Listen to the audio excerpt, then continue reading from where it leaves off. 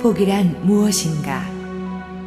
창세기 12장 1절에서 3절 말씀입니다. 여호와께서 아브라함에게 이르시되 너는 너의 고향과 친척과 아버지의 집을 떠나 내가 내게 보여줄 땅으로 가라. 내가 너로 큰 민족을 이루고 내게 복을 주어 내 이름을 창대하게 하리니 너는 복이 될지라. 너를 축복하는 자에게는 내가 복을 내리고 너를 저주하는 자에게는 내가 저주하리니 땅의 모든 족속이 너로 말미암아 복을 얻을 것이라 하신지라.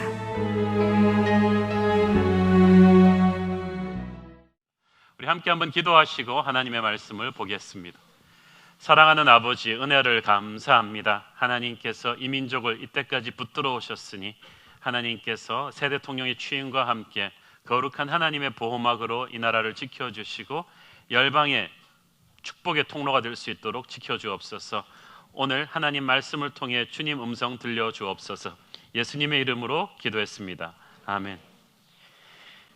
기독교 에센스 12번째 시리즈, 오늘은 복이란 무엇인가를 주제를 다루기로 하겠습니다. 고난의 역사를 살아와서 그런지 우리 한국 사람들이 가장 좋아하는 주제는 역시 복받는 것입니다. 장판, 가구, 이불보, 애들 놀이개, 심지어는 숟가락에다까지 한자로 복이라고 새겨놓는 민족은 아마 전 세계적으로 우리나라밖에 없는 것 같습니다. 교회 안 다니는 분들도 하나님의 축복이 있기를 바랍니다. 그러면 너무 좋아하십니다. 교인들이 기도해 달라고 할 때는 반드시 축복자를 넣어야지, 그렇지 않고 기도를 끝내면 굉장히 곤란해집니다. 특별 새벽 기도 집회, 부흥 집회, 철야 기도, 안수 집회 이런 거 쭉 보면은 사람들이 그토록 간절히 부르짖는 것은 복받고 싶다는 것입니다. 우리가 예수 믿고 나서 복을 이해할 때도 이 세상적으로 이해하는 경우가 굉장히 많습니다. 무병장수하게 해주세요. 자식 잘 되게 해주세요. 재물의 복을 주세요. 이것이 대부분의 사람들이 생각하는 복입니다. 복받기를 원하는 것 자체가 나쁜 것은 아닙니다만 이 복은 방향을 잘 잡아야만 합니다. 하나님은 하나님의 백성들을, 자녀들을 축복 주기를 원하십니다. 그러나 이 축복에 대한 잘못된 이해는 병든 신앙을 만듭니다. 하나님이 원하는 것에 나를 맞추는 것이 아니라 내가 원하는 것에 하나님을 맞추라고 하기 때문에 그렇습니다. 우리가 생각하는 대부분의 복이 우리의 욕심이지 진짜 우리의 필요는 아닙니다. 아이는 당장 입에 달콤한 불량식품을 사주는 것이 복이라고 생각하겠지만 부모는 그것이 몸에 나쁘다는 걸 알고 있습니다. 조금 힘들더라도 참았다가 집에서 엄마 손으로 깨끗한 음식을 먹이는 것이 아이한테 진짜 좋은 것이라는 걸 알고 있습니다. 하나님이 주시고자 하는 복과 우리가 받고 싶어하는 복의 차이가 바로 그것입니다. 지난 주일에 우리가 다루었지만은 같은 문제 해결을 하더라도 우리가 비서를 불러서 해결하는 것과 우리의 보스 앞에 이 문제를 가지고 나가는 것은 다릅니다. 비서를 불러서 일 시킬 때는 나의 어젠다를 푸시합니다. 내 시간에 맞춰서 내 방법대로 일을 해놓으라고 합니다. 그러나 우리의 보스에게 일을 갖고 갈 때는 우리의 연약함을 인정하면서 그분의 타이밍과 방법에 온전히 맡기는 것입니다. 그런데 얼마나 많은 사람들이 하나님께 기도할 때 하나님을 우리의 비서 취급합니까? 내 생각대로, 내 방법대로 나의 타이밍에 맞춰서 해놓으라는 것입니다. 그리고 나서 시험 듭니다. 그러나 하나님은 그렇게 만홀히 여김을 받으시는 분이 아닙니다. 그는 우리의 찬송과 존귀와 영광을 받기에 합당하신 분인 것입니다. 그래서 하나님은 우리가 비서로 부리는 분이 아니라 그분의 앞에 우리가 겸허히 엎드리는 우리의 주인인 것입니다. 그래서 우리는 당장 사업 성공하고 싶고 눈앞에 장애물을 치워버리고 싶은데 하나님께서는 더 크고 더 넓은 시각으로 복을 보시는 것입니다. 오늘 이 복이란 무엇인가를 다루는 오늘의 말씀에서는 성경 말씀에 나오는 우리가 가장 잘 아는 복에 대한 가장 유명한 본문 세 가지를 다루고자 합니다. 첫째는 예수님이 마태복음 5장에서 다루셨던 산상수훈의 팔복이고, 둘째는 오늘 읽었던 본문 창세기 12장에 아브라함에게 주셨던 너는 복의 근원이 될 것이라는 그 말씀이고, 셋째는 시편 1편에 나오는 너는 시냇가에 심기운 나무가 될 것이다. 사실은 이 본문 하나하나가 한 주 설교 주제감이죠.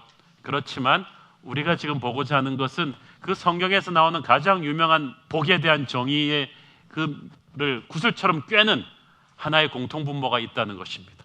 그 핵심 포인트를 우리는 오늘 계속해서 짚어나가고자 합니다. 첫째는 예수님이 언급하신 팔복입니다. 마태복음 5장에 나오는 이 산상수훈은 예수님의 첫 공생애를 여는 첫 체계적 공식 설교입니다. 그런데 그 첫 체계적 공식 설교의 주제의 첫 부분이 바로 복에 대한 것입니다. 그만큼 예수님이 우리가 복 받고 싶어 하는 걸 아세요. 그만큼 우리에게 제대로 된 복의 정의를 주는 것이 중요하다고 판단하셨기에 팔복을 우리에게 다뤄주고 계십니다. 복 하나만 해도 대단한데 팔복, 이건 팔보채도 아니고 팔복입니다. 이걸 예수님이 만들어서 우리에게 보여주셨는데, 여기서 나오는 신약 성경의 그 헬라어 복은 마카리오스란 뜻인데, 그것은 하나님이 인정한다는 것입니다.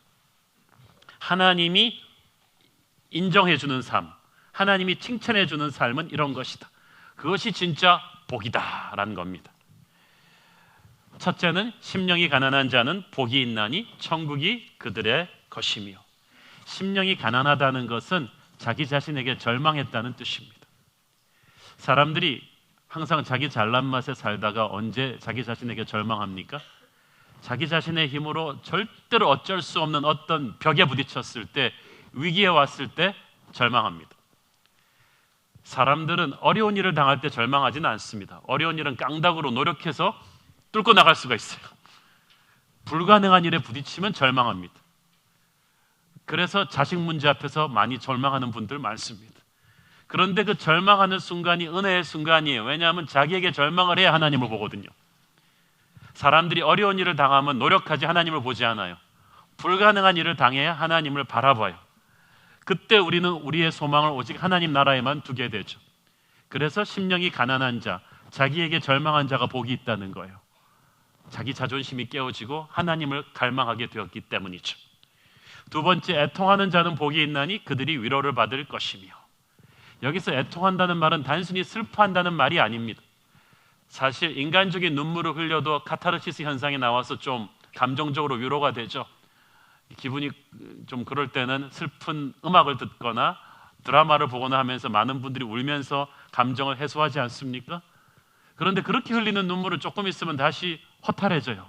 여기서 애통하다는 말은 자기 인생에 정말 어쩔 수 없는 문제를 하나님 앞에 갖고 나와서 하나님 앞에서 통곡하는 것입니다. 주님, 제가 교만했네요. 주님, 제가 어쩔 수 없네요. 주님만이 제 삶의 구원자이십니다 라고 통곡하면서 엎드릴 때 하나님만이 주실 수 있는 하늘의 위로를 줄 것이라는 것입니다. 사람이 주는 값싼 위로가 아니라 하나님의 그 위로를 받는다는 뜻입니다. 애통하는 자에게 그런 복이 있다는 거예요. 셋째는 온유한 자는 복이 있나니 그들이 땅을 기업으로 받을 것이다. 여기서 온유하다는 말의 뜻을 잘 이해해야 하는데, 우리가 보통 온유 그러면 어떻게 생각합니까? 나약한 사람, 연약하고 결단력 없는 사람을 온유한 사람이라고 생각하기 쉬운데 결코 그런 거 아니에요.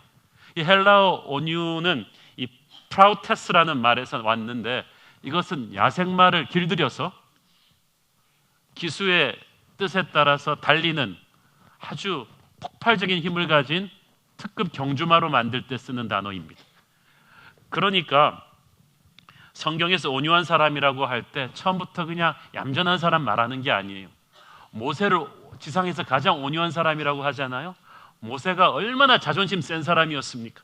실력도 있고 성정이 불같은 사람이었는데 그를 하나님이 광야에서 꺾어서 완전히 하나님의 손에 딱 붙잡혀 놓으니까 모세는 야심을 버리고 비전을 품는 사람이 되었습니다. 그렇게 하나님 손에 꺾여서 사로잡힌 사람은 땅을 기업으로 받는다. 약속의 땅을 정복한다. 승리를 성취하게 된다. 부흥을 체험하고 능력을 체험하며 하늘의 그 능력을 다운로드해서 꿈을 이루는 사람이 된다. 이런 거예요. 이게 복이 있는 사람이죠. 네 번째, 의에 줄이고 목마른 자는 복이 있나니 그들이 배부를 것이며. 여기서 의에 줄이고 목마르다는 말은요, 한마디로 말해서 늘 은혜에 굶주려 있다는 거예요. 은혜 받기를 사모하는 거예요. 여러분이 무엇에 굶주려 있는가가 여러분의 인생을 결정하죠. 히딩크는 나는 아직도 배가 고프다. 승리에 굶주렸던 사람이에요. 그렇게 승부욕이 강하니까 2002년도에 한국 팀을 세계 4강까지 막 끌어올리는 거 아니겠어요? 내가 돈에 목마르면, 인기에 목마르면 그것이 내 인생을 결정합니다. 그런데 이 사람은 은혜에 목마른 사람이에요. 하나님만으로는 말고 다른 어떤 것으로 만족을 몰라요. 그래서 은혜의 자리를 제일 사모하고 예배 드릴 때 제일 앞자리에 나오고 기도하고 예배하는 자리를 제일 사모하는 자에게 하나님이 은혜를 채워주신다. 성령을 채워주신다. 누가 성령의 은사를 체험하고 은혜를 체험하고 하나님의 음성을 듣느냐? 하나님을 갈망하는 자, 하나님을 고파하는 자, 하나님에게 목마른 자에게 하나님을 체험하게 해준다는 거예요. 이게 복이라는 것입니다. 다섯 번째는 긍휼히 여기는 자는 복이 있나니 그들이 긍휼히 여김을 받을 것이며, 긍휼히 여긴다는 것은 품어준다는 거예요. 참아주고 용서하고 사랑해주는 것입니다. 예수님의 마음으로 그렇게 형제를 품어주고 용서하고 사랑해줄 때 하나님과 다른 사람들도 그를 용서하고 사랑해주고 품어줍니다. 여러분이 형제를 긍휼히 여겨지는 것만큼 하나님의 긍휼을 여러분이 깊이, 가슴 깊이 체험하게 될 것입니다. 이게 복이라는 거예요. 여섯 번째, 마음이 청결한 자는 복이 있나니 그들이 하나님을 볼 것이며. 여기서 마음이 청결하다는 것은 영이 맑은 거예요. 예수의 보혈로 영이 깨끗해졌어요. 그러니까 그는 하나님을 볼 것이라. 이 말은 무슨 말이냐면 하나님의 음성을 듣는다는 거예요. 하나님이 말씀하지 않아서 못 듣는 게 아니라 영이 맑지 않으면 음성을 듣지 못해요. 그래서 하나님을 보는 사람은요, 설교를 들으면 거기서 하나님이 자기를 향해 주는 메시지를 캐치를 해냅니다. 기도할 때 성령님의 임재를 느끼고요, 찬양할 때 성도들과 교제할 때 그는 하나님의 메시지를 들어요. 영이 맑으니까 그래요. 그래서 늘 하늘의 음성과 감동과 분별력을 가지기 때문에 그는 복된 자라는 뜻입니다. 일곱 번째, 화평하게 하는 자는 복이 있나니 그들이 하나님의 아들이라 일컬음을 받을 것이며. 모든 사람은 붙으면 전쟁입니다. 그러나 하나님과 화목한 사람은 사람과 사람 사이에도 피스메이킹을 합니다. 여러분이 진짜 성령 체험했는가 아닌가를 보려면 여러분이 가는 곳마다 싸움이 일어나는가 아니면 자꾸 화목이 일어나는가를 보면 알 수가 있어요. 예수 믿으면서도 성령의 힘으로 자꾸 싸우려는 분들이 있어요. 그런데 아니에요. 하나님의 화목을 체험한 다음에 다른 사람들과도 화평하게 하는 자는 복이 있다 그랬어요. 그때 비로소 하나님이 너는 정말 나의 아들이라라고 박수를 쳐주시는 것입니다. 여덟 번째, 의를 위하여 박해를 받는 자는 복이 있나니 천국이 그들의 것임이라. 주님을 믿는데 더 이상 박해는 없다고 말하는 사람은 진짜 말씀대로 살려고 세상 속에서 몸부림쳐보지 않은 사람이에요. 복음을 전하려고 노력해보지 않은 사람이에요. 말씀대로 살려고 하면 어떤 형태로든 조금의 박해와 핍박은 옵니다. 그러나 이것을 견뎌낼 때 우리는 하늘의 기쁨을 누리게 된다는 것입니다. 천국을 누리게 된다는 거예요. 자, 순식간에 훑었습니다만 여러분, 이 팔복의 한복을 꿰고 있는 이 공통분모가 무엇인지, 팔복의 핵심 포인트가 무엇인지 이제 대충 감이 오시지 않습니까? 전부 하나님과의 관계 얘기입니다. 세상에서 가장 큰 축복은, 모든 축복의 축복, 펀더멘탈한 축복은 하나님의 임재를 느끼는 거예요. 하나님의 음성을 듣는 거예요. 주님과 동행하는 거예요. 주님과 깊이 교제하는 거예요. 그래서 팔복의 첫째도 천국으로 시작해서 마지막도 천국으로 끝나죠. 예수님이 돈 많이 벌고 좋은 학교 들어가고 유명해지는 복 이야기는 하나도 하지 않으셨죠. 그렇다고 해서 예수 믿으면 그게 안 오느냐? 그건 아니에요. 그거는 아주 부수적인 거라는 거죠. 정말 펀더멘탈한 것은 우리의 영이 예수로 충만한 것입니다. 예수님과의 교제로 아주 충만한 거예요. 그래서 팔복의 시작과 마지막이 천국이라는 얘기는 우리의 진짜 복은 천국 가서야 안다는 거예요. 누가 진짜 복 받았는지는 천국 가보면 알게 될 것입니다. 우리는 장수해야 복 받는다고 하죠. 기독교 역사에 가장 큰 영향력을 끼쳤던 사람 중에 하나가 데이비 브레이너드라는 선교사님인데, 조나단 에드워드를 비롯한 빌리 그레함과 우리가 아는 모든 영적인 거인들이 그분의 글과 책을 읽고 감동받았어요. 멘토예요. 29살에 돌아가신 분이에요. 미국에서 인디안 선교하다가 돌아가셨지만 그 짧은 생애와 그 생애가 담긴 그 스토리가 지난 300년 동안에 지구상에 존재하던 모든 영적인 거장들의 인생에 엄청난 영향을 끼쳤어요. 그가 짧게 살았다고 해서 박복한 사람이겠어요? 아니에요. 천국에 가보면 우리는 데이비드 브레이나드라는 사람이 얼마나 큰 영적인 발자국을 찍었는지 알게 될 거예요. 그래서 진짜 복은 천국에 가서야 알게 되는 거죠. 하나님의 말씀을 쫓고 하나님과 깊이 가까이 하는 것, 그것이 가장 큰 복입니다. 내 주 예수 모신 것이 그 어디나 하늘나라다. 그런데 하나님께 가장 가까이 가는 때는 대부분 우리의 인생이 먹구름과 비바람과 광야를 통과할 때입니다. 영화를 볼 때도 불이 꺼져야 이 영화가 보이듯이 우리 인생에 불이 꺼질 때 우리가 참 희한하게 하나님의 임재를 가장 강렬하게 체험하게 됩니다. 그래서 모든 기도의 용사들, 영적 지도자들은 반드시 광야를 거쳐 나오죠. 감옥에서 또는 좌천되었을 때, 몸에 병이 들었을 때 기도를 배웁니다. 말씀을 새롭게 터뜨리게 됩니다. 성령의 체험을 하게 됩니다. 애통하는 마음을 가지게 되고 자신에게 절망하게 되고 의에 줄이고 목말라 하는 것이 바로 그때 생기는 거예요. 그러므로 여러분의 인생이 지금 고난을 통과하고 있는 분이 있다면 여러분에게 허락된 그 고난이 박복의 증거가 아니라 축복의 증거임을 여러분은 믿으셔야 합니다. 스스로가 불쌍하다고 생각하지 마십시오. 두 번째, 성경에서 나오는 가장 큰 복의 말씀은 아브라함에게 주신 복입니다. 창세기 12장 1절 우리 함께 읽겠습니다. 시작.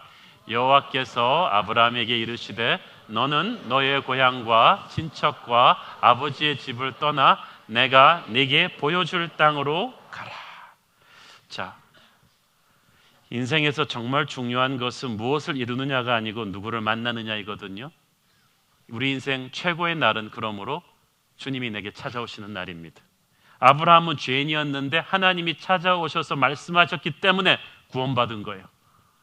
아브라함은 하나님 만나기 전까지 아무것도 아니었어요. 우리는 하나님 만나기 전까지 아무것도 아니었어요.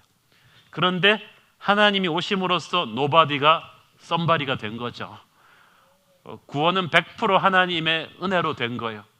그래서 여러분이요, 자기가 가진 것이 아무리 없다고 해도, 여러분 생각에 여러분 스스로 재수 없다고 생각하고 운이 없다고 생각해도 여러분은 예수님이 오셔서 여러분을 구원하셨다는 것만으로 세상에서 제일 재수 좋은 사람입니다. 제일 운 좋은 사람입니다. 이것이 가장 위대한 축복의 시작이었어요. 오늘 우리가 성만찬을 나눌 텐데 여러분이 성만찬을 감격으로 구원의 확신을 가지고 할 수 있다는 것, 이 십자가 보혈이 누구를 위한 것이었는가를 알게 되는 것이 축복의 시작입니다. 이 가장 큰 복이거든요. 이렇게 우리를 보혈의 피로 구원하신 하나님께서 그 다음에는 우리와 함께 교제하기를 원하십니다. 예배는 하나님과 교제하는 시간이죠. 말씀과 기도의 시간은 하나님과 교제하는 시간이죠. 아브라함의 위대함은요, 그렇게 하나님이 아브라함을 부른 다음부터 아브라함은 항상 예배하는 사람이었어요. 창세기 12장 그렇게 쫙 보게 되면은 하나님의 음성을 듣고 떠난 아브라함은 가는 곳마다 두 가지를 했는데 장막을 쳤습니다. 일단 자기 살 집을 차려야 되니까 장막을 치고 거기서 이제 목축업을 한참 하다가 또 하나님 말씀하시면 그 다음 장소로 옮겨요. 우리도 어디를 가든지 장막을 치죠. 장막은 우리가 옮기는 새로운 직장이에요. 이사 가는 새 집이에요. 새로 이민 가는 곳, 유학 가는 곳입니다. 우리가 아브라함이 계속 옮겨 다녔듯이 그 모바일 인생이었듯이 우리도 요새 계속 모바일 인생이에요. 우리 성도들 보면요, 정신이 없어요. 요새는 보면 목사님 저 쿠웨이트로 2년 가 있겠습니다. 발령받았습니다. 저 유학 갑니다. 영국 가서 한 3년 있다 돌아옵니다. 세종시에 갑니다. 광주에 갑니다. 부산에 갑니다. 그리고 막 KTX 타고 비행기 타고 왔다 갔다 하시는 거예요. 어떤 때는 기러기 아파처럼 찢어지기도 하시고, 보니까 우리 성도들 인생도 모바일 인생이에요. 장막터를 여러분 계속 치시는 거예요. 그런데 아브라함도 곳곳에 새로운 장막터를 치지만 아브라함은 장막터를 치기 전에 반드시 제단을 쌓아서 예배를 드렸어요. 창세기 12장 8절에 장막터를 세웠는데 그 전에 7절에 제단을 먼저 쌓고 예배를 먼저 드립니다. 아브라함은 이 우선순위가 분명한 사람이었어요. 애지간한 사람 같으면 학군이 어딘지 이런 거 알아보고 집을 구하는데 아브라함은 먼저 예배터부터 세우고 다른 모든 걸 시작하는 거예요. 어저께까지 우상신이 들끓던 자리에 믿음의 사람이 딱 가서 깃발 꽂고 예배 드리니까 거기가 거룩한 땅이 되는 거예요. 우리가 들어오기까지 여기는 거룩한 땅이 아니었지만 우리가 들어와서 여기가 지금 거룩한 땅이 되는 거예요. 저는 직장 신방 갈 때 그 직장의 그 사무실에 스페이스가 별로 없는데도 조그마한 만한 방이라도 기도실을 만들어 놓고 보여주는 성도님들 보면서 눈물이 픽 났습니다. 시도 때도 없이 들어와서 힘들 때마다 여기서 기도한다는 거예요. 장막터 안에다가 제단을 쌓은 것입니다. 여러분의 세상 속에서 여러분이 항상 예배하는 사람 되기를 바랍니다. 복의 근원이 되려면 항상 예배 자리를 만들어서 하나님과 교제하는 사람이어야 합니다. 그래서 여러분, 왜 회장 비서실 출신들이 승진 빨리 하는 줄 아세요? 회장이 편해서 그래요. 익숙해서 그래요. 자주 봐서 그래요. 여러분, 모든 회사에서 고속 승진하는 사람들의 특징은 그것입니다. 자주 보이는 거예요. CEO 눈에. 여러분들 하나님 눈에 자주 뵈야 돼요. 한옥 목사가 기억하는 교인들은 간단합니다. 자주 보는 사람들이. 저는요, 불꽃 같은 눈이 있어서 한 주만 여러 번 빠지면 금방 알아요. 저는 똑똑한 교인, 그런 교인 필요 없고요. 나와주는 교인이 제일 고마워요. 자주 보여야 돼요. 스쳐야 돼요. 하나님도 그러실 것 같아요. 아브라함은 나의 친구다. 아브라함은 항상 하나님과 교제했단 말이죠. 그러니까 아브라함한테 복이 가는 거예요. 왜냐하면 딴 사람한테 복이 갈 틈이 없어. 아브라함이 항상 와 있으니까. 여러분이 항상 하나님과 동행하면서 예배하며 교제하는 분이 되기를 바랍니다. 예배하는 사람은 하늘의 축복을 받아요.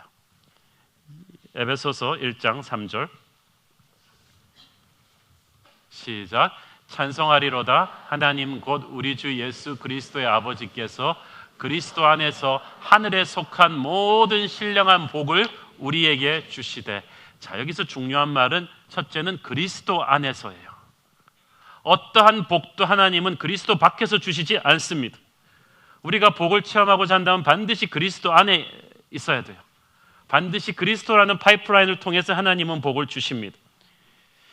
여러분의 집에 TV가 있고 세탁기가 있고 고급 컴퓨터가 있고 냉장고가 있어도 무슨 소용이에요? 전기 나가면 끝이지. 예수님은 우리 집에 전기와도 같은 분이세요. 여러분이 예수 없이 애가 명문대학에 들어가고 예수 없이 돈 벌고 굉장히 위험한 거예요. 순식간에 무너질 수 있어요. 모든 것이 예수 위에다 세워야 됩니다. 저는 아이가 예수를 모르고 명문대 나와서 인류 직장 들어가는 것 대단히 위험하다고 생각합니다. 그 아이는 현명한 악마가 될 수가 있어요. 굉장히 위험해요. 모든 축복은 예수 안에서 와야만 합니다. 예수님이 없는 돈, 예수님이 없는 명예, 예수님이 없는 자녀 교육에 무슨 힘이 있겠습니까? 모든 축복은 예수 안에서 와야 되는데 이 축복이 또 신령한 복이라는 거죠. Every spiritual blessing. 영과 육은 연결되어 있거든요. 그래서 우리가 믿음의 여정을 시작하면서 하나님과 친해지면 먼저 하늘의 복이 깊이 들어오는데 하나님의 그 영적인 복이 먼저 쫙 들어와서 기반이 쌓여야 나중에 그 기반 기초공사를 딛고 다른 모든 것이 더해지는 거죠. 사랑하는 자여 네 영혼이 잘된 같이 네가 범사에 잘되기를 내가 간구하노라. 기초공사를 영적으로 깔고 그 다음에 하나님이 주실 텐데 많은 사람들이 이 순서를 거꾸로 뒤집어요. 아, 나 예수 믿었는데 왜 복을 뭐 안 받지? 나 교회 다닌 지 1년 됐는데 왜 사업이 잘 안 풀리지? 우리의 성적이 왜 이렇게 잘 안 나오지? 나 왜 아직도 아프지?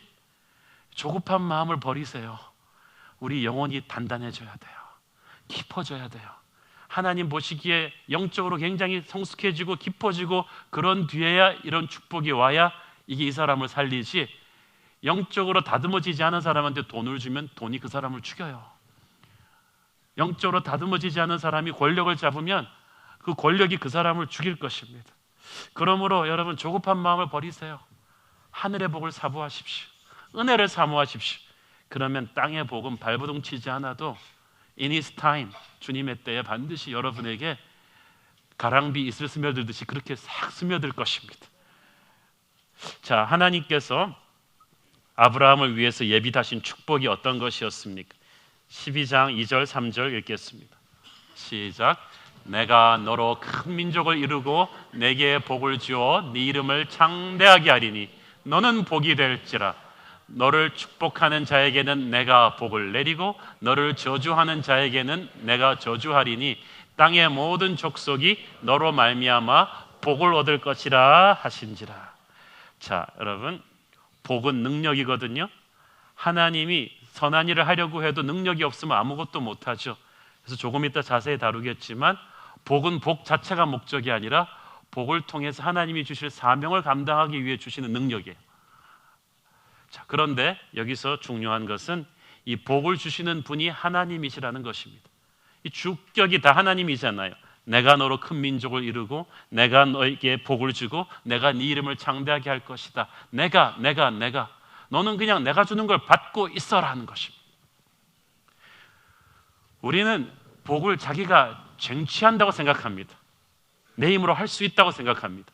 바벨탑을 만든 사람들은 자기들이 큰 탑을 만들고자 했는데 하나님은 복을 너에게 주고 싶다고 하십니다. 축복은 내 힘으로 쌓아 올리는 것이 아니라 하나님이 주시는 것입니다. 하나님의 축복은 믿음으로 순종하는 사람에게 주시는데 하나님이 아브라함에게 준 첫 번째 복은 사람의 복이었습니다. 내가 너로 큰 민족을 이루게 할 것이다. 그 말은 무슨 말이에요? 너희 자손들이 많아질 뿐만 아니라 너희 자손들 옆으로 와서 붙어주는 사람들이 많을 것이다. 아브라함의 캠프에는요, 아브라함의 직계손은 이삭뿐이잖아요. 그런데 옆에 아브라함에게 목숨을 바치고 충성을 바쳤던 사람들이 이방인들까지 많았어요. 여러분, 이스라엘 사람들이 200만 출애굽했을 때 순수한 유대인들만 있었던 게 아니에요. 이방인들이 많이 따라왔어요. 그래서 이것은 지금 아브라함의 직계 혈통의 자손이 많아진다는 뜻이라기보다는 아브라함 네 옆으로 많은 비전을 공유하는 하나님의 백성들이 많이 붙을 것이다 라는 뜻이죠. 제가요, 인생에서 최고의 축복은 이거라고 생각합니다. 지금도 사람의 축복이에요. 사람의 축복이에요. 제가 리더십 강의를 많이 하는데 리더십을 하려고 해도 사람이 있어야 리더십을 하죠. 사람 한 명뿐인데 뭐 나는 리더고 너는 부하고가 아니잖아요. 사람을 붙여줘야 리더가 되죠. 누구의 리더십이 있느냐 없느냐의 차이가 뭔지 아세요? 그 사람 옆으로 사람들이 붙느냐 안 붙느냐, 그게 문제죠. 그런데 이 아브라함은 보니까 옆에 하나님이 사람들을 많이 붙여줘요. 그것도 목숨을 바치고 진심으로 아브라함을 사랑하고 함께 뛰는 탁월한 재주와 충성심을 가진 사람들이 붙어요. 자, 아브라함 밑에서 이 얄미운 롯이 세력을 키워갖고 독립해서 나가죠. 영악한 사람들이 다 롯 옆에 붙어가지고 큰 세력을 만들어서 나갔는데 이 롯이 잘 꼬셨겠죠. 너 나 따라오면 스톡옵션 줄게, 고속 승진 이런 거 약속한다. 그러니까 젊고 빠릿한 롯을 따라서 영악한 친구들이 다 따라 나갔어요. 그런데 롯의 부하들의 차이와 아브라함의 부하들의 차이는 몇 년 만에 결판 났어요. 롯은 가가지고 그 땅에서 전쟁을 겪었어요. 전쟁을 겪으면서 적군이 롯의 집, 그 도시와 함께 멸망시키고 롯을 포로로 끌어갔어요. 롯이 스톡옵션과 돈으로 설득했던 부하들은 다 도망가 버렸어요. 이 롯을 누가 구해옵니까? 아브라함이 집에서 길렀던 사병 318명을 데리고 쫓아가서 적군을 공격해서 롯을 구해와요. 롯을 데려간 적군이 피레미 군대가 아니에요. 4개국의 연합군이에요. 구름대같이 많은 군대를 감히 쫓아가서 공격하고 데려올 정도의 그런 전투력이 뛰어난, 함께 목숨을 걸어줄 그런 사나이들이 아브라함에게는 300명이 넘었다는 거예요. 이 하나님이 붙여준 사람하고 돈으로 롯이 긁어모은 사람의 차이죠. 여러분 인생에서 누가 여러분 옆에 있기를 원합니까? 인생에서요, 정말 중요한 건 사람이에요. 제가 교회를 개척해보고 뼈저리게 그걸 깨달았어요. 사람이 없으면 아무것도 못해요. 좋은 배우자, 좋은 친구, 좋은 목회자 만나는 게 너무너무 중요해요. 여러분 인생 좀 살아보신 어르신들 아시죠? 아무리 아이 과외 공부 잘 시켜서 명문대학 나오게 키우면 뭐합니까? 결혼 잘못하면 그냥 망가지는데, 그렇게 잘난 사람도 사업 파트너 하나 잘못 만나면 그냥 무너지는데, 그렇게 믿음 좋은 사람도 교회 잘못 만나면 그냥 시험 드는데, 사람의 축복이 얼마나 중요합니까? 저는 그래서 아이들 축복할 때 반드시 그 기도합니다. 이 아이에게 사람의 축복을 주십시오. 좋은 스승, 좋은 친구, 좋은 배우자, 좋은 목회자 만나게 해주십시오. 그러면 인생이 끝난 거예요. 승리하는 거예요. 이런 면에서 저는 좋은 교회 공동체가 하나님이 주신 가장 보배로운 복이라고 생각합니다. 저는 그래서 이 교회를 여러분이 사랑해야 된다고 생각해요. 여러분에게 주위에 주신 사람들은 여러분이 감사해야 돼요. 여러분에게 옆에 있는 여러분의 배우자 맨날 바가지만 긁지 마시고 아이고 우리 복덩어리 하나님이 복을 주신 거라고 생각을 하세요. 여러분의 자녀도 하나님이 복을 주신 거라고 믿고 선포하셔야 돼요. 자꾸 감사를 하면 하나님이 좋은 사람 많이 붙여주세요. 우리 교회 부흥의 비결은 저는 매주일 우리 교인들 보면서 하나님께 감사드려요. 하나님께서 또 이런 복덩어리를 보내주셨군요. 우리 교인들이 저는 대한민국에서 제일 잘생겼다고 생각합니다. 객관적으로 그렇게 생각합니다. 그래서 계속 하나님한테 그걸 선포하는 거. 오늘도 이렇게 복을 보내주셨군요. 이렇게 복을 보내주셨군요. 그러니까 하나님이 더 복된 사람들을 많이 보내주는 것 같아요. 아브라함의 옆에 그런 복된 사람들이 붙었다는 거예요. 여러분에게 사람의 축복이 있기를 바랍니다. 하나님이 주시는 두 번째 복은 이름을 창대하게 해주는 것이었습니다. Making your name great. 이름이 창대하게 된다는 말은요, 단순히 유명해진다는 말이 아니에요. 양적인 축복과 함께 질적인 축복이 온다는 것입니다. 그냥 부자가 되는 게 아니라요, 사람들로 하여금 칭찬받는 부자가 되는 거죠. 부자들도 욕먹는 부자 있잖아요. 남의 등을 쳐서 부자가 됐을 거야. 저 행실 봐. 그러는 부자가 있고, 남의 피고름을 짜서 부자가 됐는 사람이 있고, 저 사람 저렇게 성실하게 일하고 저렇게 좋은 일 많이 하면서 저렇게 건실하게 노력하니까 부자가 됐네. 그래서 명예로운 성공을 이루는 거죠. 이게 굉장히 중요해요. 하나님이 주시는 분은 근심을 겸하여 주지 않는다고 했거든요. 자기 실력에 기초를 두지 않은 성공은 너무나 불안한 거예요. 학력을 부풀리고 자기 이력을 부풀리고 남의 것을 사기를 쳐서 이룬 부나 명예는 얼마나 허무하게 사라지는 것입니까?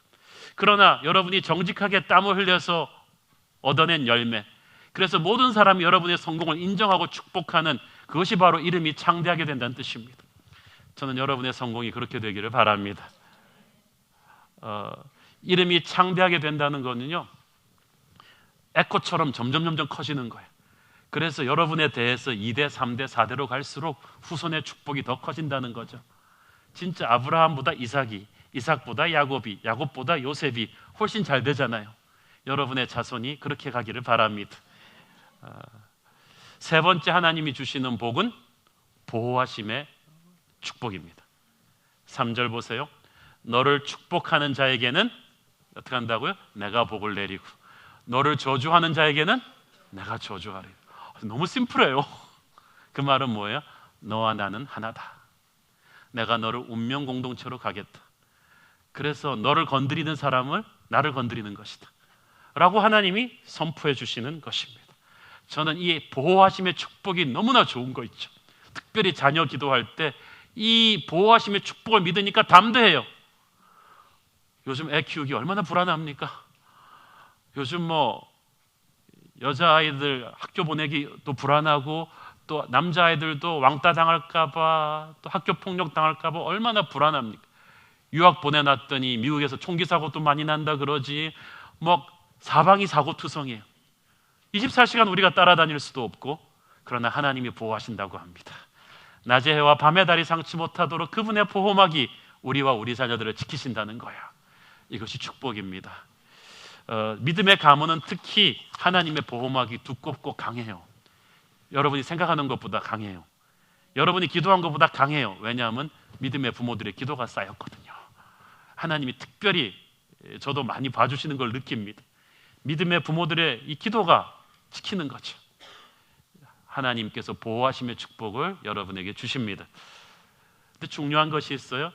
축복을 받았으면 축복의 통로가 되셔야 돼요.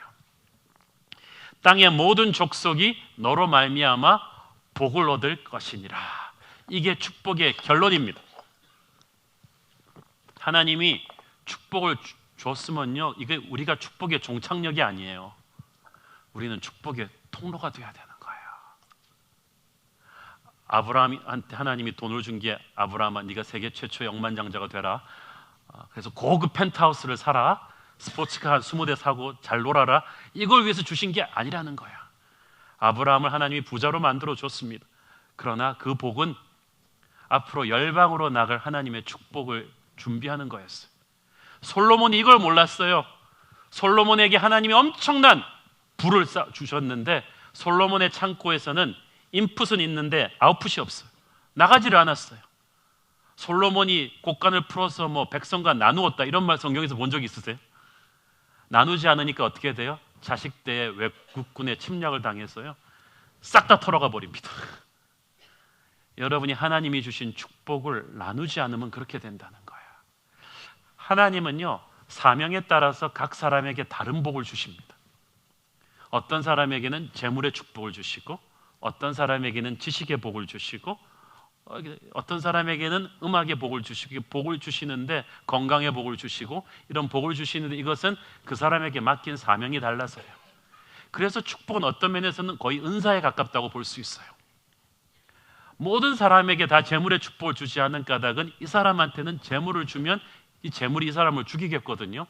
그래서 그 사람한테는 안 주고 지혜의 축복을 준 사람이 있어요. 지혜의 축복, 지식의 축복을 준 사람은 많은 사람들에게 이 지식을 가르치고 지혜를 가르치면서 이걸 써야 돼요. 재물의 축복을 받은 사람은 그 재물을 가지고 하나님의 일을 해야 돼요.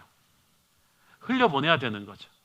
그렇지 않게 되면은 그게 쌓여서 썩게 되고 썩게 되면 그것이 여러분을 죽입니다. 이게 중요해요. 복은 나 자신만을 위한 것이 아니에요. 열매는 내가 따먹는 게 아니거든요. 남이 따먹는 거거든요. 그래서 여러분이 축복을 달라고 하지 말고 축복을 주셨을 때 여러분이 감당할 사명을 위해서 여러분 헌신하기를 바랍니다. 그래서 축복은요 이 작은 사명부터 헌신을 잘하는 사람에게 계속 오는 것 같아요. 왜냐하면 이 사람은 축복 갖고 딴짓을 안 하니까. 욕심 많은 사람에게 오는 것이 아니라 헌신의 사람, 순종의 사람에게 하나님께서 계속 축복을 주실 줄로 믿습니다. 이 축복은요 하나님의 계획이 나의 삶을 새로운 단계로 옮겨가는 것입니다. 하나님이 내게 찾아오시는 것을 구원하시는 것이 복이라고 시작이라 그랬죠. 구원하신 다음에 계속 교제하시면서 사명을 주시는데 축복을 받은 사람은요 하나님께서 그 사람의 자기만 알던 인생에서 하나님을 알고 하나님의 뜻을 행하는 인생으로 업그레이드 하도록 인생을 바꾸십니다. 그런데 그 과정이 조금 고통스러워요. 그래서 아브라함도 이 축복의 환상적인 말씀을 듣고 나서 아브라함의 인생이 조금 힘들어졌어요.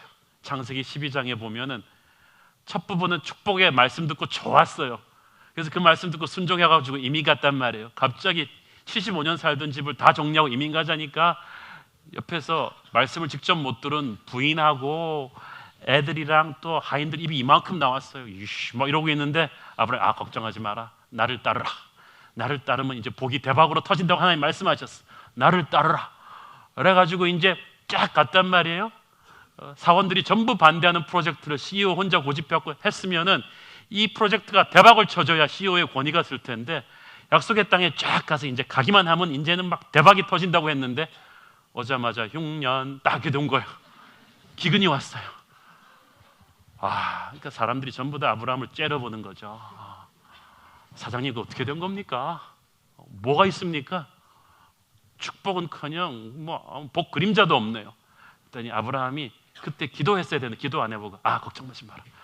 당황스러워서 사람들이 전부 다 지금 애굽으로 가서 잠시 가서 밥 먹는데 우리 애굽으로 가자. 기도 안 하고 애굽으로 확 갔어요. 애굽으로 가서 이제 밥은 먹었는데 문제는 밥을 잘 먹여준 애굽 왕이 자기 와이프 보는 눈길이 심상치 않네. 사레 할머니는 얼마나 예쁘길래 60이 넘었는데 그렇게 이쁘단 말이에요. 그런데 딱 아브라함의 머리가 빨리 돌아가기 시작했어요. 저 애굽 왕이 우리 아내를 탐내는 것 같은데 여기서 우리 아내라 그랬다가는 남편이 나를 죽이고 우리 아내를 데려가겠지? 그래서 머리를 돌려서 우리 누이 동생이라고 거짓말했어요. 그런 예쁜 누이 동생이 있다니. 애굽 왕이 탁 데려가면서 지참금으로 엄청난 돈을 줬어요. 근데 아브라함은 속으로 죽을 만지.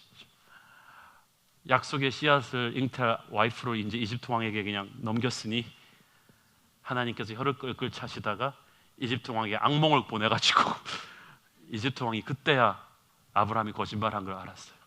그렇지만 하나님이 함께하는 사람이니까 그냥 또 축복하고 그냥 보냈죠. 그래갖고 간신히 이제 아브라함이 또 집으로 돌아왔는데 이스라엘로 돌아왔는데 이미 권위는 땅에 떨어졌어요. 이 부하들 눈에 보기 뭐냐 도대체 저 사장님 막 막 애굽으로 가자 그러더니 거기서 거짓말해가지고 아내 바치고 이게 뭐냐 그러면서 툴툴거리면서 왔는데 또 롯이 반란을 일으켰네. 그러니까 롯이 그 아브라함한테 툴툴거리는 불평 세력을 이끌고 영악한 회사원들 모아가지고 독립선언. 그러니까 이게 지금 하나님의 복을 받고 아브라함이 움직인 몇 년 사이에 다 일어난 일이에요. 아브라함이 그 생각이 나지 않았겠습니까? 이게 뭔 복이요? 근데 가만 보면 이런 갈등 상황이 일어난 데는 아브라함 자신의 책임이 반은되죠. 힘들어질 때 기도해 보지 않고 이렇게 시세를 살펴서 애굽으로 이사 갔죠. 이집트 왕한테도 안 해도 되는 거짓말했죠. 이게 다 아브라함의 옛사람이 살아 있어서 그런 거거든요. 그런데 하나님한테는 이 모든 기간이 필요한 거예요.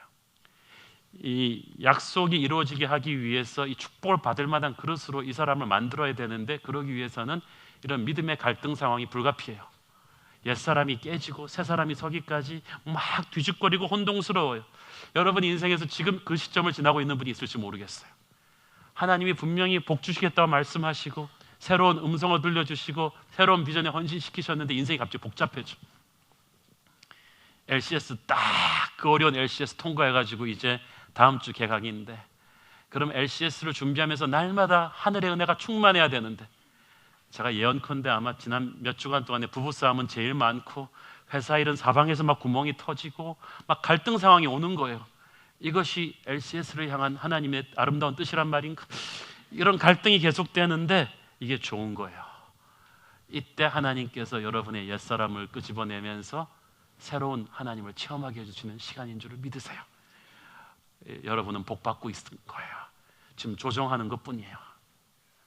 세 번째로, 우리는 시냇가에 심기운 나무다. 이게 성경에 나오는 유명한 축복 본문이죠. 함께 읽어볼까요? 시편 1편 1절부터 시작. 복 있는 사람은 악인의 꾀를 따르지 아니하며 죄인들의 길에 서지 아니하며 오만한 자들의 자리에 앉지 아니하고 오직 여호와의 율법을 즐거워하여 그의 율법을 주야로 묵상하는도다. 그는 시냇가에 심은 나무가 철을 따라 열매를 맺으며 그 잎사귀가 마르지 아니함 같으니 그가 하는 모든 일이 다 형통하리로다. 여기서 복 있는 자라는 히브리어 뜻이요, maximum happiness, 더 이상 소유할 수 없는 최고의 행복을 소유한 자라는 뜻입니다. 도대체 돈을 얼마나 가져야 그 정도로 말할 수 있을까요? 도대체 명예를 얼마나 가져야 나는 더 이상 부러울 게 없다고 최고의 행복을 계속 소유하고 있다고 말할 수 있겠습니까? 그 사람은 시냇가에 심기운 나무라고 했어요. 나무는 겉으로 드러난 모습보다 뿌리가 더 깊어요. 이 뿌리가 결정적이에요. 보이지 않지만. 시냇가에 심기웠다고 했죠. 성경에서 시냇가, 샘물, 물 이런 말 나올 때는 100% 성령님을 말합니다. 예수님을 말합니다.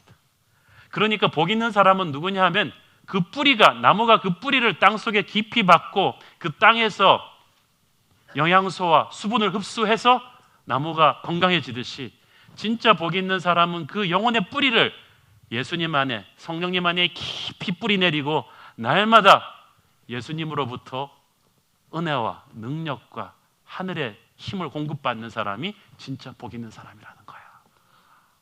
그게 복 있는 사람이라는 거예요. 그는 말씀을 즐거워하고 주야로 묵상한다. 여기서 묵상이라는 히브리 단어가 상처 입은 짐승에 울부짖는다는 뜻이에요.